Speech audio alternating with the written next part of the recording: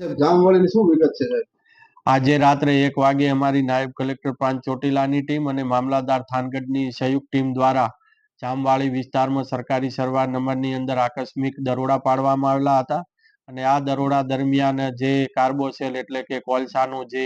ગેરકાયદેસર ખનન પ્રવૃત્તિ થાય છે ત્યાંથી 5 લાઈવ કુવા કોલસો કાઢતા છે એ જપ્ત કરવામાં આવેલા હતા અને